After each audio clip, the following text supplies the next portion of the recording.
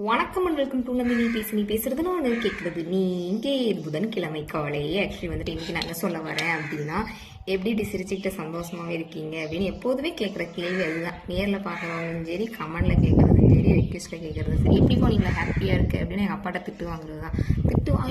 திட்டு வாங்குறதுல இவ்வளோ சந்தோஷமா அப்படின்னு கேட்டால், actually what is the matter அப்படின்னா, எங்கள் அப்பா வந்து எங்களை அடிக்க மாட்டார், திட்டுவார். தினுசாக திட்டுவார். அது நான் தான் திட்டு வாங்குவேன். சில நேரம் வந்து அவருடைய காண்ட் கோவத்தை வந்து கண்ணாலே கன்வே பண்ணுவார். ஒரு பார்வை பார்த்தோன்னா அப்போ நம்மளை திட்ட வராரு, அப்பா கோவமாக இருக்காரு அப்படின்னு புரிஞ்சுக்கணும்.